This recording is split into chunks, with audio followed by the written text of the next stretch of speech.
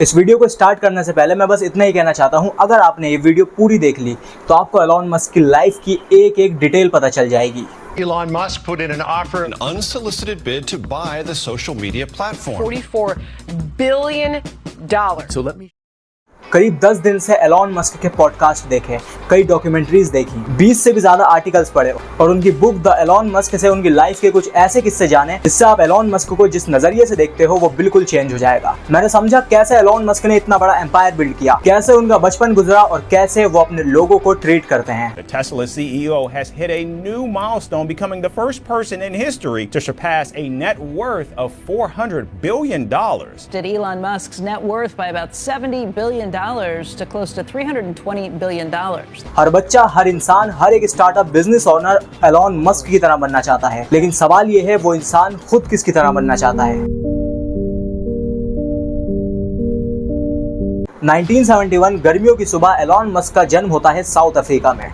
बचपन से ही Elon Musk मामूली बच्चों से काफी अलग थे और उनकी मदर ने 4 साल की उम्र में ही एलॉन मस्क का प्राइमरी स्कूल में एडमिशन करवा दिया। लेकिन इतनी कम एज में कोई भी बच्चा अपने क्लासमेट्स से घुल मिल नहीं पाता और उनके स्कूल लाइफ में कई ऐसे किस्से भी हुए जब उनको बुली किया गया। एक बार उनके स्कूल के बड़े बच्चों ने उन्हें इतना पीटा कि एलॉन को हॉस्पिटल ले जाना पड़ा और जब तक वो साउथ अफ्रीका में रहे वो इस एनवायरनमेंट में सर्वाइव करने के आदी बन चुके थे। समय आगे बीतता है और मस्क थोड़े बड़े होते हैं। एलॉन मस्क के फादर इलेक्ट्रोमैकेनिकल इंजीनियर थे। उन्होंने अपने कई इंटरव्यूज में बोला है कि उनके फादर काफी डिफिकल्ट और कंट्रोवर्शियल इंसान थे। 10 साल की उम्र में एलॉन के पेरेंट्स का डाइवोर्स हो जाता है। 1 साल तक वो अपनी मदर के पास रहते हैं, लेकिन फिर वो अपने फादर के पास चले जाते हैं। ऐसा ही एक इंसिडेंट है 11 साल की उम्र में जब वो अपने फादर के साथ कंप्यूटर पैराडाइज जाते हैं। और ये ह्यूमन नेचर का बिहेवियर है, जब भी कोई बच्चा यूनिक चीज देखता है तो वो उसे खरीदने की जिद करता है। और ऐसा ही एलॉन मस्क ने भी अपने फादर से जिद करी कंप्यूटर खरीदने की, लेकिन उनके फादर साफ मना कर देते हैं। कई दिन बाद वो फिर अपने फादर के पास जाकर बोलते हैं कि मुझे कंप्यूटर चाहिए और उनके फादर उनको कंप्यूटर दिला ही देते हैं, कॉमोडोर पीसी VIC-20। और उस वक्त उस पीसी के साथ एक CD प्लेयर में कोडिंग लैंग्वेज का कोर्स आता था। एलॉन मस्क ने उस कोडिंग लैंग्वेज के कोर्स को 3 दिन में खत्म करा और गेम बनाने के लिए C++ और टर्बो लैंग्वेज खुद से ही सीख ली। अपनी स्किल्स का यूज करके 1 साल में ब्लास्टर नाम का वीडियो गेम लॉन्च करा और उसको 6 महीने बाद $500 का बेच भी दिया। और ये डील उनकी पहली बिजनेस डील बन गई। अब एलॉन मस्क 13 साल के थे। अब वो समझ चुके थे कि वो बाकी बच्चों से जीनियस तो हैं और जैसा बाकी बिलियनियर्स अपने बचपन में सोचते हैं कि कुछ बड़ा करना है तो अमेरिका तो जाना पड़ेगा, ठीक ऐसा ही एलॉन मस्क ने भी सोचा। लेकिन वो अमेरिका नहीं गए, वो पहले कनाडा गए और क्वींस यूनिवर्सिटी में एडमिशन लिया। और इसका रीजन सिंपल था, जो एलॉन मस्क की मदर थी वो कैनेडियन सिटीजन थी और कनाडा जाकर अमेरिका का वीजा लगाना थोड़ा सा आसान था। 1989 में एलॉन मस्क की मदर और उनके भाई कनाडा आ गए और 2 साल बाद एलॉन मस्क और किम्बल मस्क यूएसए चले जाते हैं। और 1995 में एलॉन मस्क और उनके भाई यूएस की यूनिवर्सिटी पेंसिल्वेनिया से अपने एजुकेशन कंप्लीट करते हैं और अब वो दोनों भाई मिलकर एक स्टार्टअप करना चाहते हैं। 1995 में किम्बल मस्क एक प्रॉब्लम देखते हैं। अमेरिका के जितने भी लोकल बिजनेसेस थे, डॉक्टर्स के क्लिनिक, कॉस्मेटिक शॉप्स वगैरह, उनको ढूंढना अमेरिका में मुश्किल था। इसी वजह से वो एक सॉफ्टवेयर बनाते हैं जिसमें वो अमेरिका के सारे लोकल बिजनेसेस को लिस्ट करते हैं और साथ में उनकी लोकेशन भी मेंशन करते हैं और उस सॉफ्टवेयर का नाम था Zip2। अगले 1 साल में इनकी कंपनी रैपिडली ग्रो हुई और इन दोनों भाइयों को इनकी पहली फंडिंग $50 मिलियन की मिली। करीब 4 साल बाद 1999 में एलॉन मस्क और किम्बल मस्क की Zip2 के ही ऑफिस में बिजनेस को लेकर आर्गुमेंट हो जाती है और वहीं पर एलॉन मस्क अपने भाई के फेस पर पंच मारते हैं और बदले में उनके भाई भी उनके हाथ पर इतनी जोर से काटते हैं कि उनका हाथ वहीं ब्लीड करने लगता है। और ऐसा खुद उनके भाई ने एक इंटरव्यू में बताया है। He was holding his fist up. He was going to punch me in the face, and I had no, I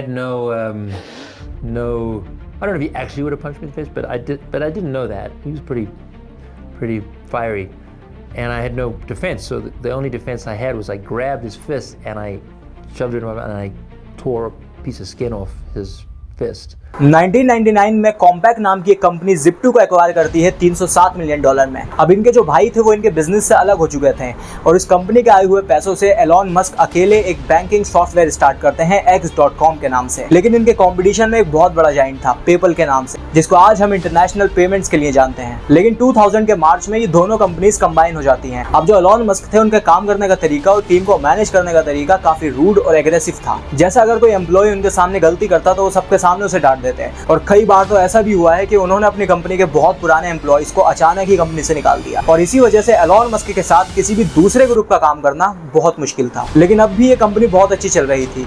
एक टाइम था जब इस पूरे ग्रुप को पेपल माफिया भी बुलाया जाता था। लेकिन 2002 में ईबे ग्रुप ने पेपल को $1.5 बिलियन में अक्वायर कर लिया और एलॉन मस्क को उनका हिस्सा $180 मिलियन देकर कंपनी से अलग कर दिया। अब जैसा मैंने आपको बताया कि एलॉन मस्क अपनी टीम को मैनेज करने के लिए काफी रूड और एग्रेसिव अप्रोच रखते हैं, तो उनके कई एक्स एम्प्लॉइज का कहना यह भी है कि वो कोई नॉर्मल इंसान नहीं है, बल्कि वो एक साइको हैं और वो नॉर्मल बिहेव नहीं करते। अब इस स्टेटमेंट को समझने के लिए उनकी जिंदगी के बीते हुए कुछ किस्सों को समझना होगा। एलॉन मस्क खुद कहते हैं कि उनके फादर काफी कंट्रोवर्शियल इंसान थे और वो उनकी मदर को फिजिकली अब्यूज भी करते थे। जब एलॉन अपने फादर के पास से 1989 में अपनी मदर के पास कनाडा जा रहे थे, तो उनके फादर कहते हैं, you are a loser, you won't last for there long, यानी तुम एक लूजर हो और तुम ज्यादा दिन तक वहां नहीं टिक पाओगे। बचपन में स्कूल में बुली होना, अपने पेरेंट्स को झगड़ते हुए देखना, अपने भाई से लड़ना, फादर इश्यूज, इन्हीं सब चीजों की वजह से बचपन में एलॉन मस्क पर मेंटली बहुत गलत असर पड़ा था। और एक ये भी रीजन है कि वो इसीलिए आज इतने रूड, एग्रेसिव और चिड़चिड़ी अप्रोच रखते हैं। मैंने एलॉन मस्क पर जितने भी रिसर्च पेपर पढ़े हैं उन सभी का लिंक मैं आपको डिस्क्रिप्शन में दे दूंगा, आप खुद एक बार क्रॉस चेक कर लेना। हाँ, तो मैंने जितना भी पढ़ा है वो इंसान हर चीज में सवाल ढूंढता है।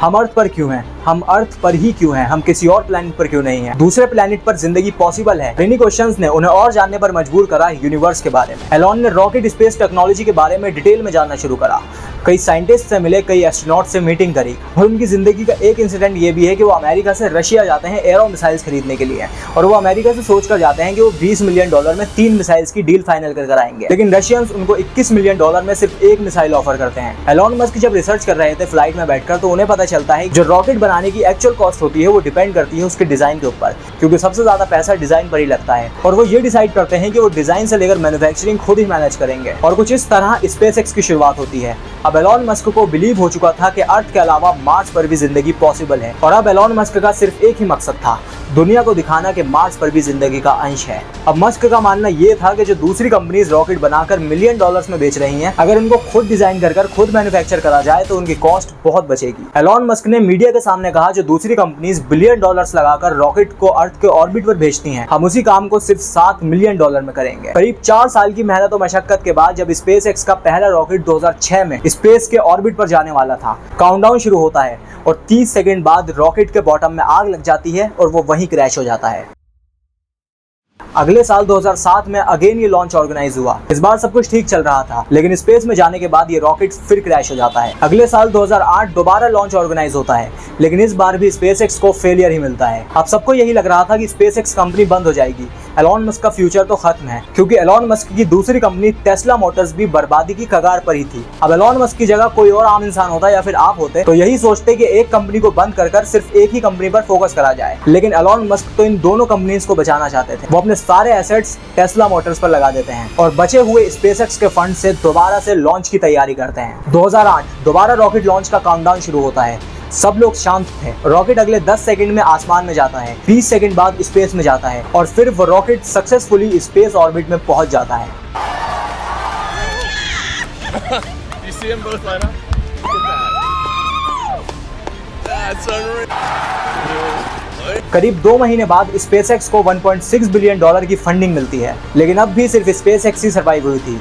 टेस्ला अब भी बर्बादी होने वाली थी, लेकिन एलॉन मस्क के रॉकेट लॉन्च की वजह से टेस्ला को $40 मिलियन की फंडिंग मिलती है। तो टेस्ला की पहली सुपर कार लॉन्च होती है रोडस्टर, जो काफी सक्सेसफुल थी। 2012 में टेस्ला की मॉडल एस कार लॉन्च होती है और ये कार इलेक्ट्रिक कार्स में रेवोल्यूशन लेकर आती है। 2015 में एलॉन मस्क न्यूरालिंक नेटवर्क को लॉन्च करते हैं। कई न्यूज आर्टिकल्स का तो ये भी कहना है कि एलॉन मस्क एक एलियन है और वो अपने प्लेनेट पर जाने के लिए ऐसा कर रहे हैं। और हैरानी की बात तो ये है कि एलॉन मस्क अपनी स्पेसएक्स कंपनी में हर हफ्ते मार्स कॉलोनाइजर की मीटिंग ऑर्गेनाइज करते हैं, जहां पर वो हर हफ्ते अपनी टीम को बताते हैं कि जब हम मार्स पर जाएंगे तो हमारे प्लान्स ये होंगे, हम कुछ इस तरह मार्स को कॉलोनाइज करेंगे। यानी उनका एक ऐसा मिशन जिसके पूरे होने के चांसेस सिर्फ कुछ % हैं, और ऐसे मिशन के लिए इतना पागलपन। कुछ लोग कहते हैं कि एलॉन मस्क पागल है, कुछ लोग कहते हैं कि वो साइको हैं, कुछ लोग ये भी बोलते हैं कि वो एक सुपर ह्यूमन है। लेकिन ये बात तो तय है कि वो इंसान नॉर्मल लोगों से कई गुना ऊपर सोचता है। तो यही थी एलॉन मस्क की द फुल्ली फ्लेश्ड डॉक्यूमेंट्री। मैं करीब 12 दिन से इस डॉक्यूमेंट्री पर काम कर रहा हूँ, तो इस वीडियो को अपने दोस्तों के साथ जरूर शेयर करना।